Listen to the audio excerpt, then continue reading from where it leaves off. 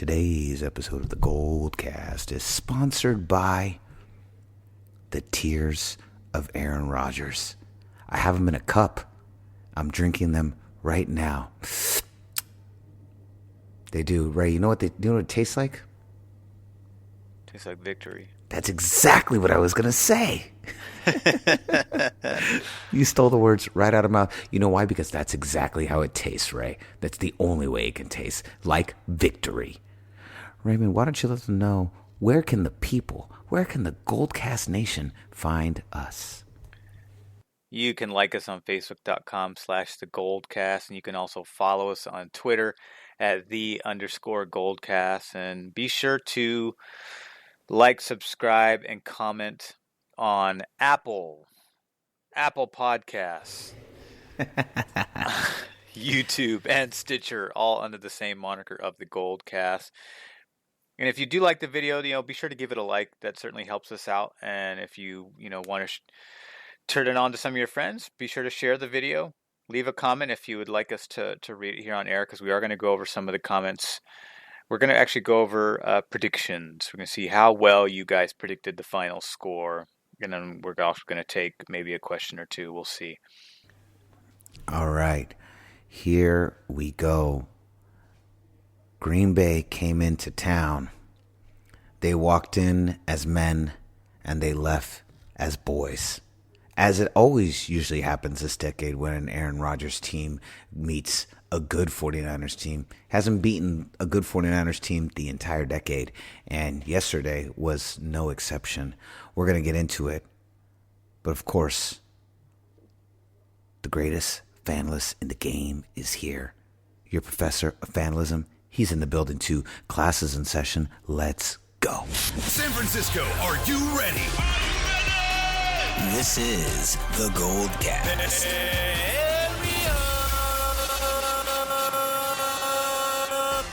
Boom! Welcome to another edition of the GoldCast. We are the voice of the Bay. I'm your host, Rudy Solis III, and with me is my brother, my co-host, Raymond Solis the first, baby. Boom! All right. So, Raymond, the narrative going into this game was that the 49ers were untested, that the only time they had faced a really good team in the Seattle Seahawks, we lost, and there was a lot of questions about whether or not the 49ers were capable of taking on another one of the big NFC juggernauts. And I literally read someone saying that Shanahan is good, but that they weren't sure if he was going to be able to out-scheme Aaron Rodgers, it was literally on NFL.com. I read that. I was like, that's the dumbest thing I've ever read. But so that was the narrative going in. Jimmy G playing better, but still lots of questions around him. And kind of the narrative all week really was that the 49ers were probably going to lose and that Green Bay was going to come in and really handle their business. And they did. They did to the tune of 8 points. I saw that it was a mixed bag too. Like half the pundits were. I noticed that all the pundits I liked picked the 49ers, and most of the pundits I hate or I don't really watch because they're not regulars all picked Green Bay. And almost every pundit who is a former Green Bay player picked Green Bay, to no surprise, of course. No, and so it was down the middle, but it did seem as though most people were picking the Packers to win. Vegas had the 49ers as 3-point favorites, and like I said, Green Bay did. They came in and they handled their business to the tune of 8 points. They scored 1 touchdown in the third quarter, and they were held scoreless for 3 other quarters. If handling your business means getting your ass kicked by the 49ers, then the Packers were the best at it this week. So it was a great game, incredibly dominant, almost the exact score. What did you say 35-13? What was your prediction? I said 30-13, and that the defense would sack Aaron Rodgers 5 times. And you did accurately to the T predict 5 sacks. But I want to hear your breakdown, Raymond. Let the people know. Let the GoldCast Nation know. What did you see? Because this ended up being the ultimate statement game. 37-8, royal ass whooping. What did you think? What did you see? Well, I saw really from the very first opening series for Green Bay that this game was going to be very one-sided from the very beginning. Within the very first series, we have a sack fumble, and Nick Bosa recovered it, and then we got a touchdown on the very next play. So right off the bat, Green Bay kind of gets punched in the mouth. And Rodgers kind of has this look. I know you're much better at the reading the psychology of players, but Rodgers just kind of looked dumbfounded throughout the entirety of this game, and almost after that first sack fumble, it was as if this cloud settled over him, and he kind of just felt like, I think this is the snowball that's going to turn into an avalanche. And they never, outside of the late third quarter touchdown, Green Bay never really recovered from the opening sack fumble. Listen to this line. Listen to listen to the results of all their possessions from the first quarter to the fourth quarter. Fumble, punt, punt, punt, turnover on downs, punt, punt, punt, touchdown, turnover on downs, game. My God. Aaron Rodgers, 104 yards. Yeah. 104 yards. That's it. That's not only a season low, that's his career worst. He has never posted a stat line so subpar of his actual, skill level and expectation ever before this game. I saw that. And I understand that he's like in the twilight of his career and he's not quite the same. I still think he's a very good quarterback and he's still very capable. He's helped lead this team to an 8-2 record, so that's nothing to scoff at. But at the same time, he never had time. He constantly 5 sacks means that there was, double the amount of pressure. 5 sacks, it means that there was 2 times the amount of rushers either hitting him or getting in his face or flushing him within inside the pocket, outside the pocket, trying to step up in the pocket. That's what that means. That's why I thought San Diego sacked Aaron Rodgers like 5 or 6 times too. And Joey Bosa had 1 or 2 sacks in that game. And he was really kind of the most formidable one in that pass rush. But for us, we have a multitude of different players that really kind of solidify our rush because we have so many substitutions and our depth is really good. I know D Ford didn't play in this game, but imagine if D Ford played in this game, we probably would have had 1 or 2 more sacks because when you have the inside with the Twin Towers, the 6'7" Twin Towers, and Eric Armstead and DeForest Buckner, both who had sacks this day. Eric Armstead actually had 2 and now has double digits on the season with 10. We also lead the NFL in sacks now at 44. But when you have those 2 Twin Towers flooding the middle, pushing up the middle, Rodgers has a decision to make, as most quarterbacks, especially ones that prefer to drop back and make throws, now he has an opportunity to flush to his right or flush to his left. But because we also have 2 stout Pro Bowl level edge rushers, the options are also limited too. So like D Ford said in the beginning of the season when they were talking about, how good that this, pass rush can be and what teams should expect, D Ford put it perfectly, saying, pick your poison. If you want to flush to your left or right, you've got edge defenders majority of the time closing that side of the field. And if you want to try to step up, good luck because you have 2 very even larger defenders pushing up the pocket. And that's really what happened majority of the time. Aaron Rodgers didn't have time. His throws were rushed. I'm surprised he didn't have picks. He got sacked. He got hit. He got pushed around. He did give up a fumble. So this was just a total domination defensively.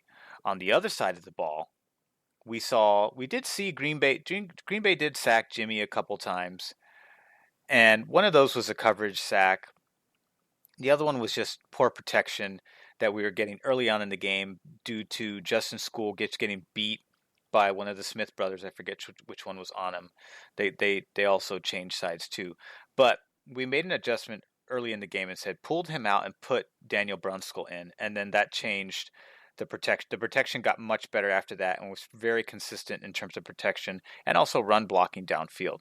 And so that really helped us get back on track because Green Bay is very susceptible at the run, and they did get gashed periodically, which again sets up the brilliant play action pass that we see coming out of Kyle Shanahan's play design.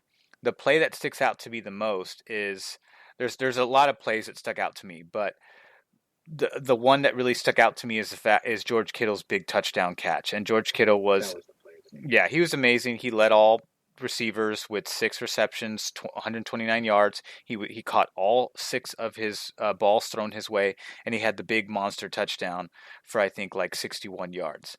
But the point was, the play was designed to sell a fake. The offensive line sold the fake. The blockers sold the fake. The tight ends, he had multiple tight ends in this set in order to sell the fact that they were going to run and do a very large committed run. And they all pushed left. George Kittle motions from the right over to the left.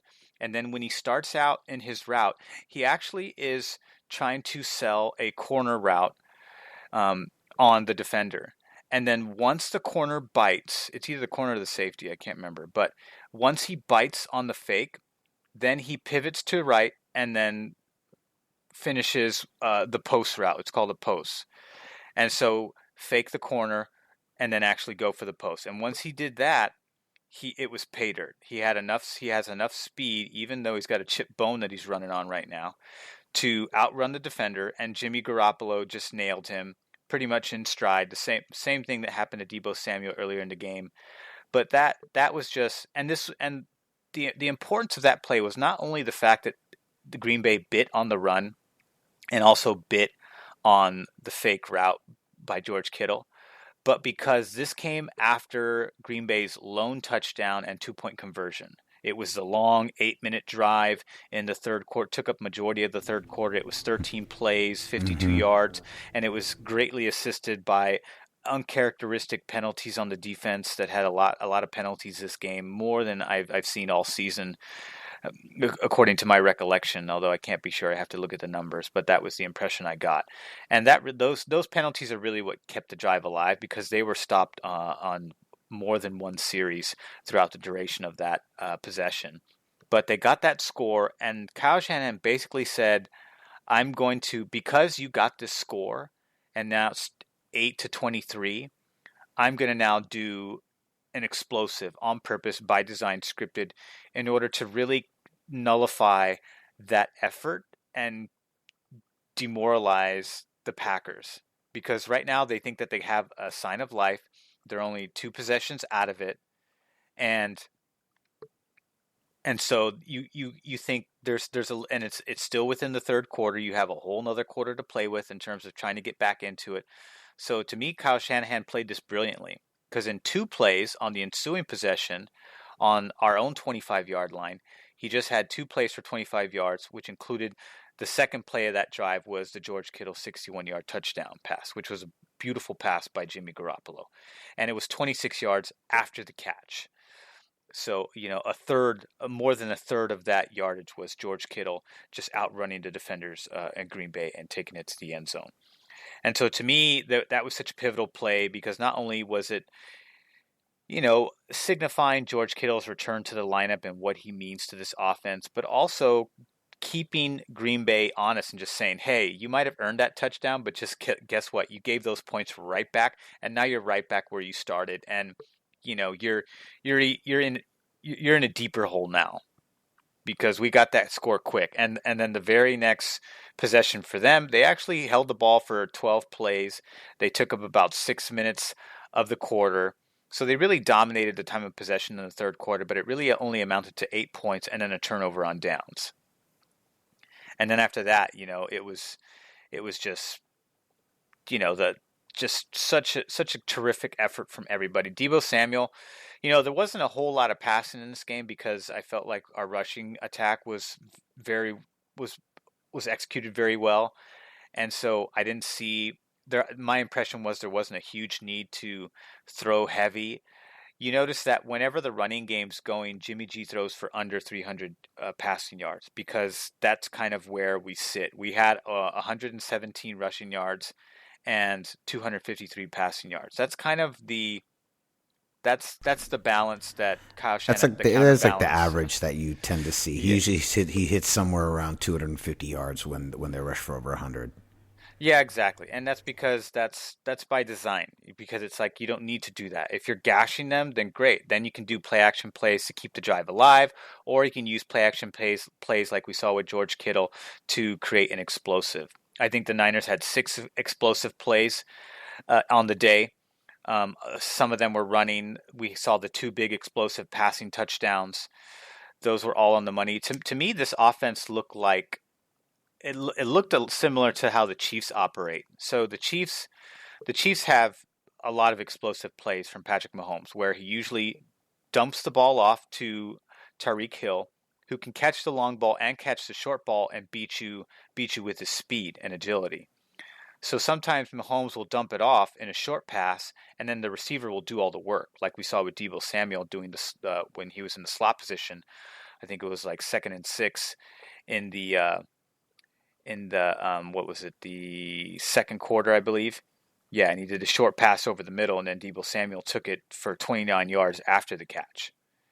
And then we saw the long ball, which we also see from Kansas City. And by the way, Kansas City does run the West Coast offense, despite it being the most dynamic offense that Andy Reid has ever run over there.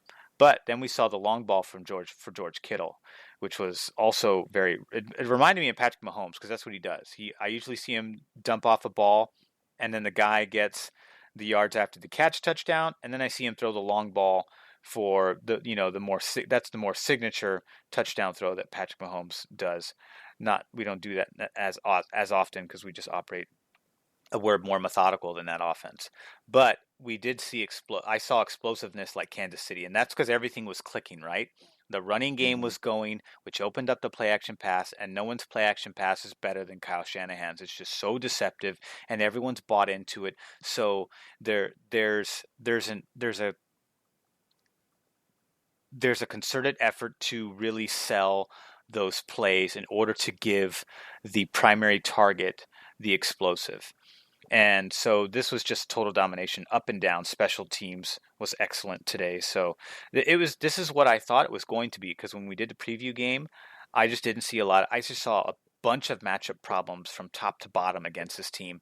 And one of the biggest ones was the fact that Aaron Rodgers was not as mobile as the 3 games we had played against Kyler Murray and Russell Wilson. So I thought that the Niners would kind of get back to the dominance that we had seen in the previous weeks before that 3-game stretch, where we were facing more drop back quarterbacks that don't have the elusiveness to get out of the pocket as quickly as Kyler Murray and Russell Wilson does. We actually obviously have a bigger test coming up this week, and the Ravens actually just got wrapped up with their game earlier tonight. But yeah, what happened with this game is exactly what I expected to happen. Now, I agree with you about Aaron Rodgers. He looked overwhelmed. The defensive line was suffocating. I mean, he was running for his life on almost every single play. There was another 49ers red jersey chasing after him. I mean, there were so many times where he was getting just under constant pressure. And it's tough, even when you're a vet like Aaron Rodgers, it's really hard to maintain your composure when you have a defense that's just completely taking you out of any rhythm that you're used to. And I thought the 49ers defense really, to me, even though the offense did great, the star of the show was the defense. And Fred Warner, 11 tackles. He was terrific. He was everywhere. Nick Bosa again producing so much pressure. Dre Greenlaw with 6 tackles, 2 assists. Jimmy Ward was in there. It was just once again a team effort, and I love George Kittle, and I was glad that he's back. He just brings a whole different type of energy to that offense. But the defense, I thought, was really the star of the show this week. The defense just came all the way back, and like you said, there was a lot of matchup problems. I thought the 49ers, I did believe the 49ers were going to win, but I thought they were only going to win by 3. I expected Vegas to be right, but you ended up being right. It ended up being much, much closer to basically a blowout. That's exactly what it was. Really, it was a blowout. But in the end, just an exciting game. I mean, it was just one highlight reel after the next on both sides of the ball. And when you have games like this against a team like the Packers, it really solidifies the fact that we are truly one of the best teams in the NFL and arguably the best team in the NFC. I don't really think there's anyone that's better than us. And Nick, I look forward to next week's big test against the Ravens. But in the NFC, we are the top dog. Well, this week. Yeah, and this game Sunday. This game made it solidified that even to me. I was like, we're the best in the NFC. There's just no question now. It's not even a question. This team is so dominant. They're so fast on both sides of the ball. Kyle Shanahan, as you mentioned, is just the best play caller in the game. Truly a great team performance overall. And well, not just the best play caller, but the best play designer. We do more motion than anyone else in the NFL. We do more play action than anyone else in the NFL, and play action is the most deceptive form of offense that you can have in your playbook. And so Kyle Shanahan, that's why Kyle Shanahan put such a heavy emphasis on the run, because if you execute the run, then you can open up a whole plethora of deception to keep defenses off balance. And that's why we're the second best scoring offense in the league. Yeah, it's very impressive. Jimmy G, once again, another great turnout for Jimmy G. 0 interceptions. He did not give us our usual one big interception for the day that kind of gets you shaking your head. He played a very efficient game, was 14 of 20, 253 yards, 2 touchdowns, and 0 INTs. That's probably my favorite stat of the day. Ray, I was talking to our father, Rudy Solis Jr., unofficial third member of the GoldCast. I was asking him what previous 49ers team does this one remind him of? What was, which from, because Dad's been watching the Niners since I think 79.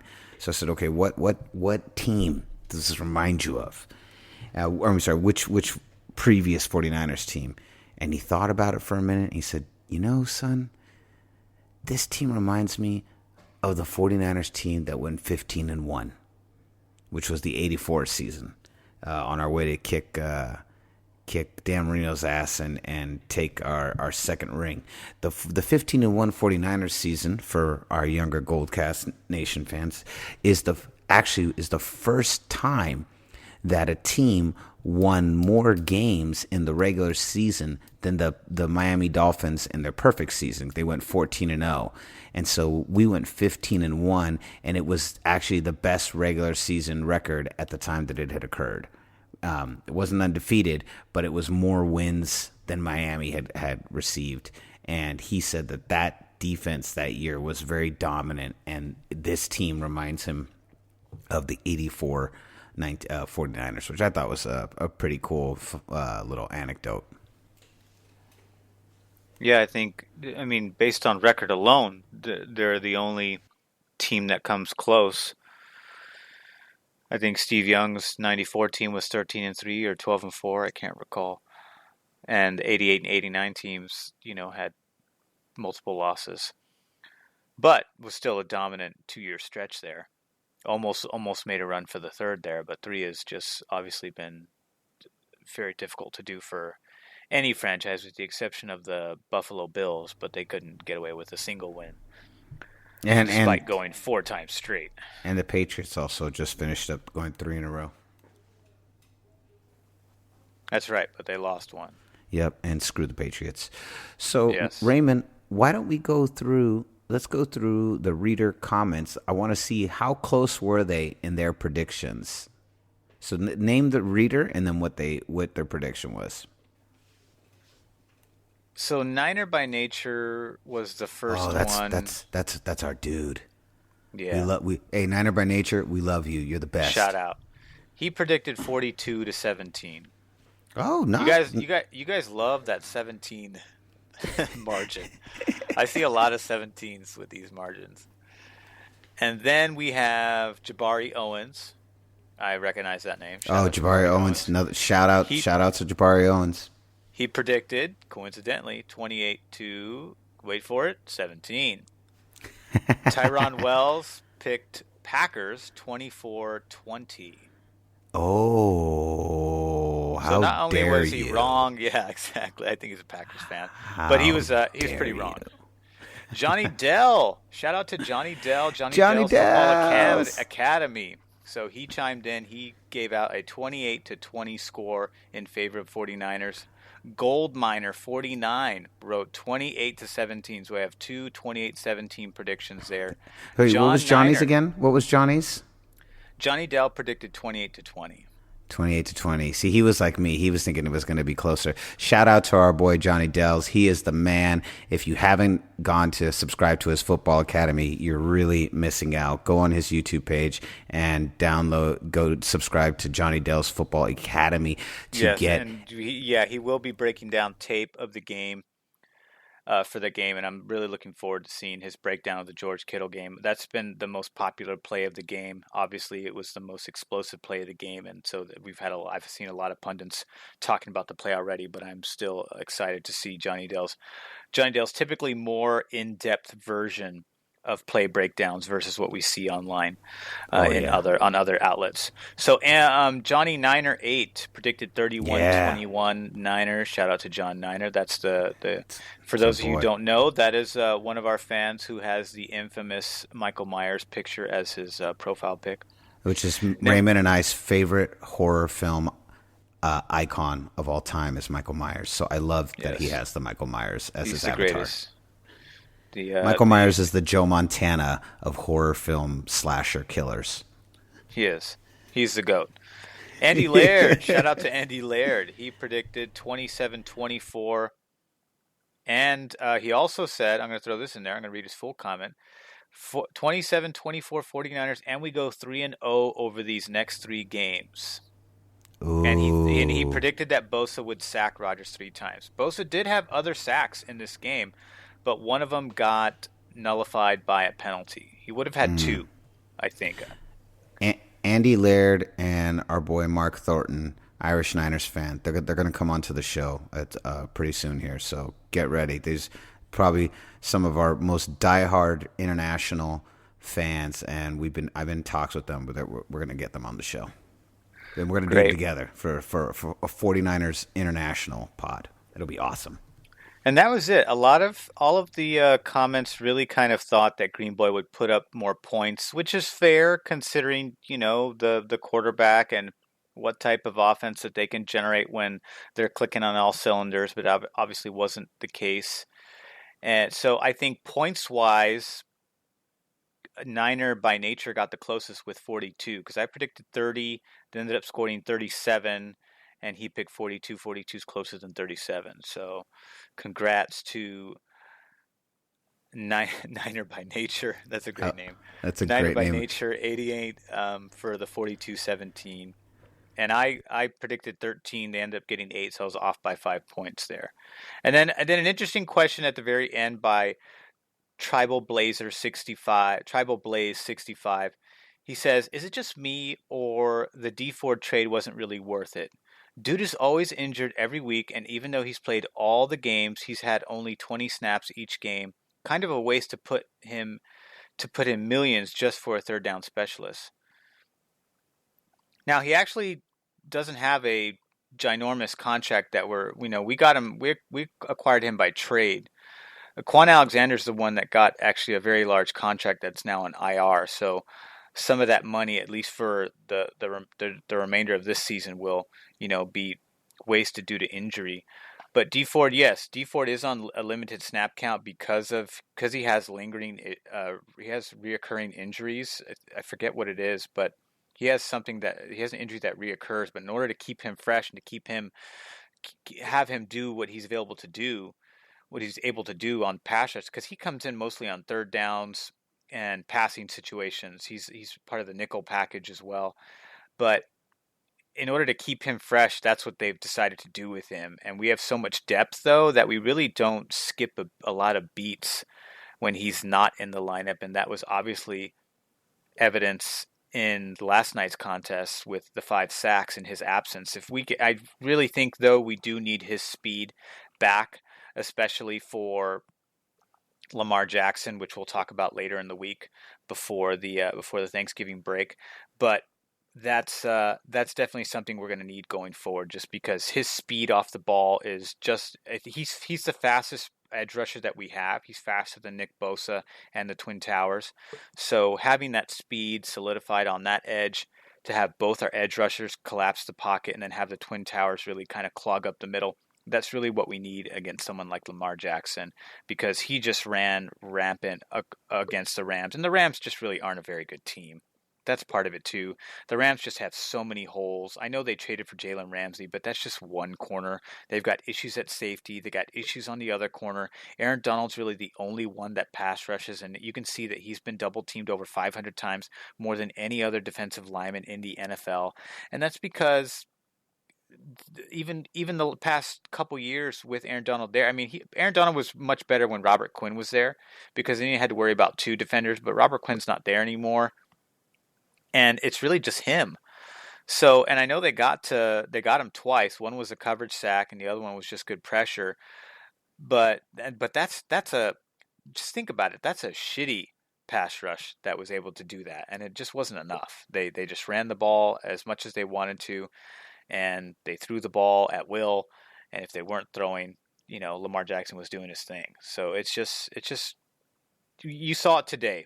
And I would say I still think the Niners have a more impressive win because of the caliber of team we put the beat down on versus the Ravens, who kind of just beat a team that's really not as good as their record would suggest at 6-4. Because they're really just not. They're the opposite of like the Dallas. Like Dallas is so much better than their record would suggest, because they have so much talent they have 2 terrific wide receivers. They have Jason. They just have crappy coaches. Yeah, they just have really bad coaching. So they're the opposite. To me, they're the inverse of the Dallas Cowboys, who have terrific talent, but they're just coached poorly. So they're much better than their record shows. They're 6-5 now.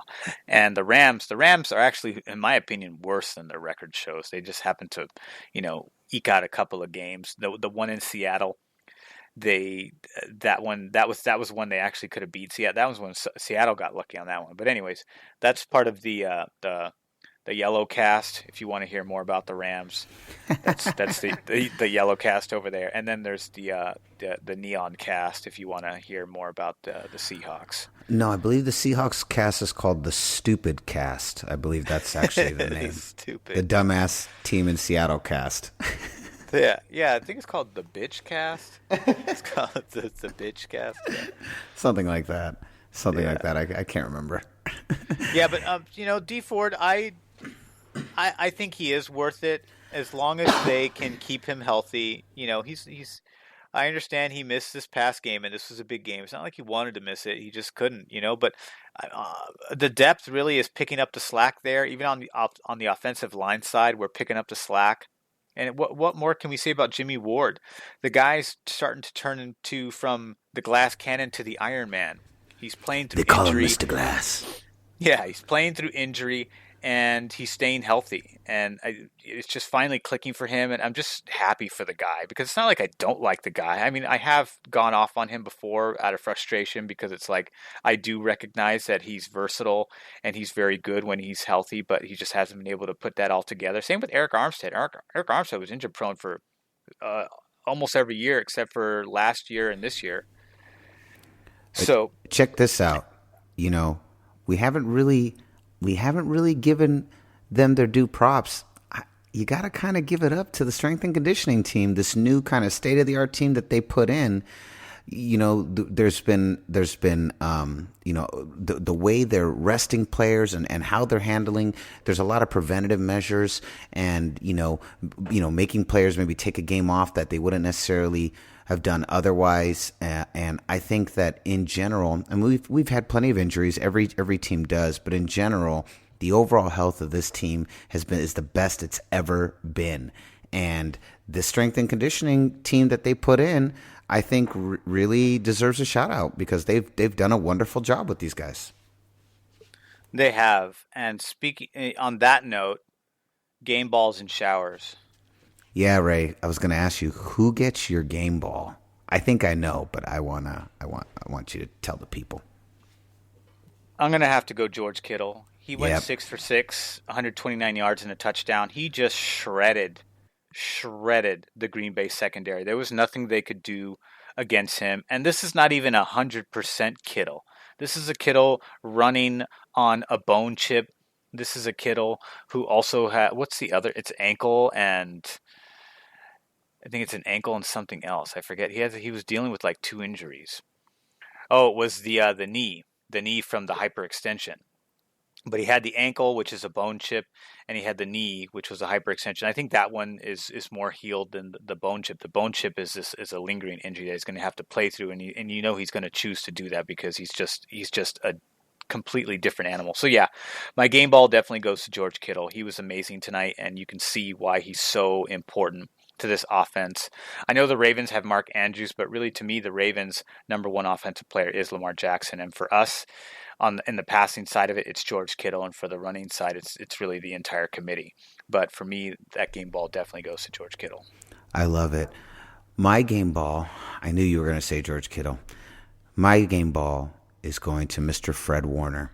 I really thought the defense, despite the 37 points that the 49ers put up, I thought the defense was really the star of this game, and I have to give my game ball to Fred Warner. 11 tackles, 1 sack, 1 tackle for a loss. He was just pardon my French, I believe the correct technical term for it is a fucking monster. That's what he was. Just a fucking monster. And Nick Bosa said that he's the last one to leave the field after every practice because he was waiting at home to play video games to get online with Fred Warner, but he wasn't there because he was still at the field, studying and going over everything he needs to go over. But he's really kind of taken over Quan Alexander's role. I don't think he's quite as fast as Quan. Quan has tremendous speed. He has defensive back speed, but Fred Warner is still just as good. He leads the team in tackles. He led the team in tackles again tonight. He also had a sack and a TFL. He's a turnover machine. He's so good at turning over the ball. He's always looking to punch the ball out. And we're certainly going to need that in this next 2-game stretch before we go back into some more favorable matchups and then ending the season on division stuff. But he's been terrific. And to be honest, I thought the Quan Alexander injury would be more detrimental to the second level defense, but it really hasn't. Dre Greenlaw's been terrific. Lee's been great. And what more can you say? I know DeAndre Moore, he was the one casualty from this past game. He ended up having a broken forearm, so that was unfortunate because he had that awesome dagger turnover last week that he was really stoked about. So really unfortunate for him because I know he was so excited to be back in the lineup and actually be within the starting lineup. But unfortunately, his season comes to a very brief, abrupt end. And so next man up, as they say. So that's Ronald Blair's down, DeMontre Moore's down. Hopefully D Ford is ready to go. But what can you? And the other thing too, these are unsung heroes here. I'm sure how much of our listeners are aware, but on first and second downs when we're expecting run plays, we have a different lineup in the inside of the defensive line, and that's usually led by Sheldon Day and DJ Jones. And these guys are just two really big. They're much more.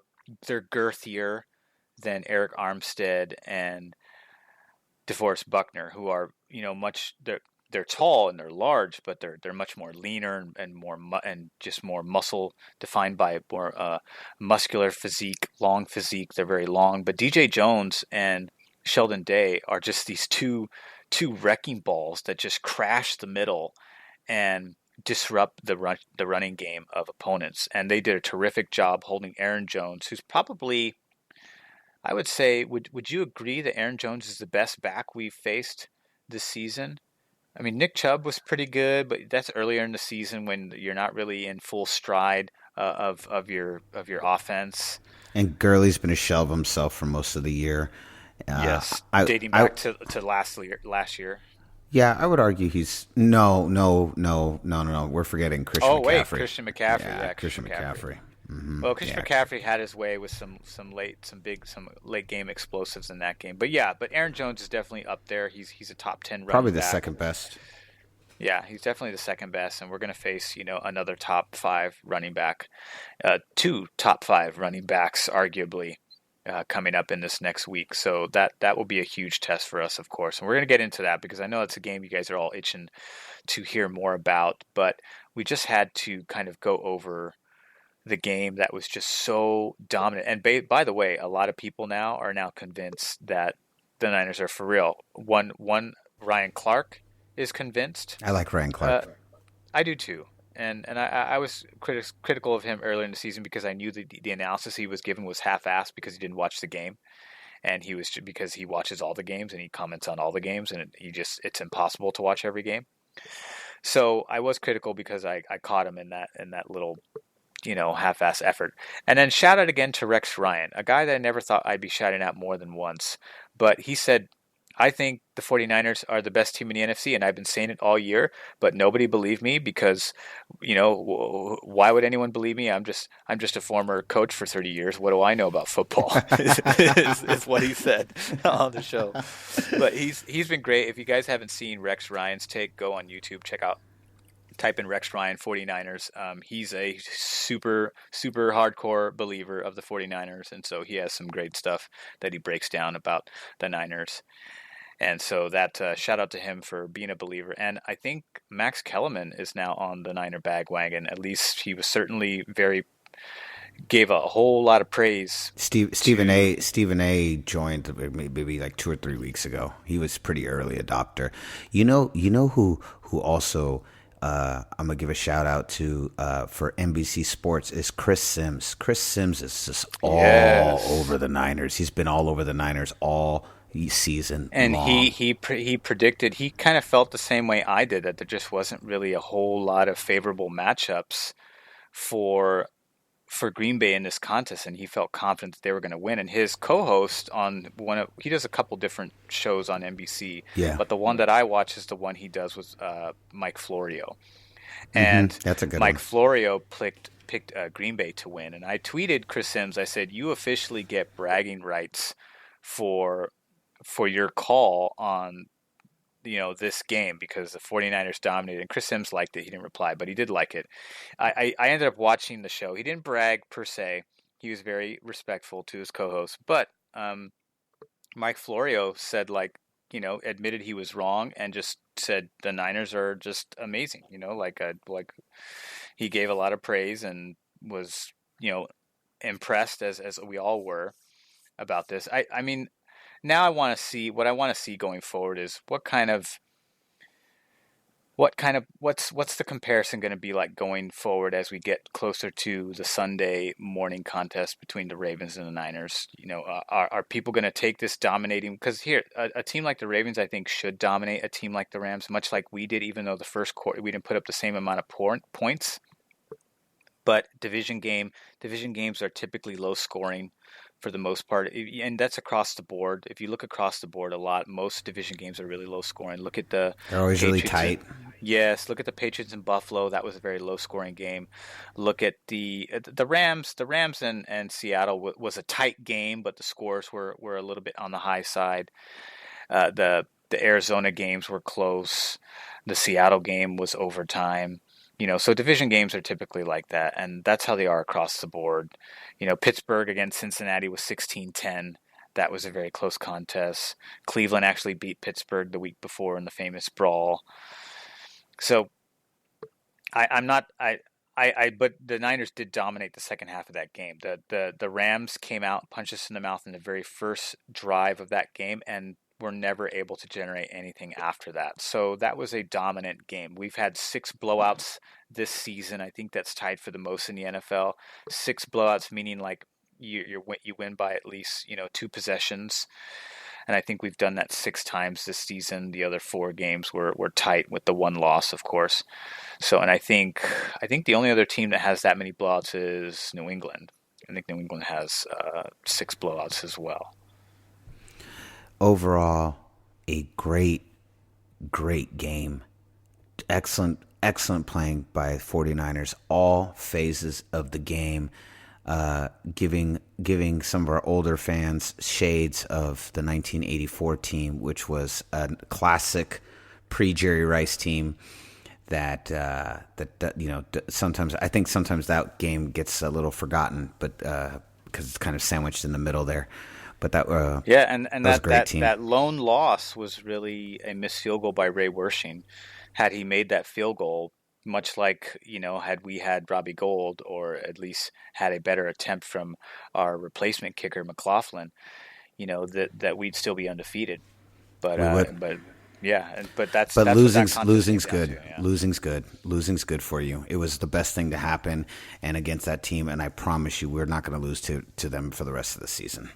That's the last time that's going to happen. No Kittle, no Sanders, no Robbie Gould. It still took overtime and us missing the kick for the Seahawks to win. They will not win again. Screw that team. They're toast. I promise you. That's Roots Adamus III. When I look into my crystal football, that is what I see. I see us stomping on the Seabirds. By the way, a Seahawk is not a real animal. That's a fictional thing. There's no such thing as a Seahawk. So stupid. It is. And we're gonna invite the Bitch Cast on the show to talk about that matchup towards the end of the season. So I'm really excited about what the Bitch Cast has to say about that matchup. So I know they give a lot of great breakdowns on all of those games. So shout out to Bitch Cast. Someone right now is going on the phone going, is there really a Bitch Cast? I'd love to know if somebody actually is like, oh, really? Is there a Bitch Cast? Cool. I want to give that a listen. I'd love to hear the Bitch Cast. All right. Do you have any cold showers? I wonder if your cold shower is the same as mine.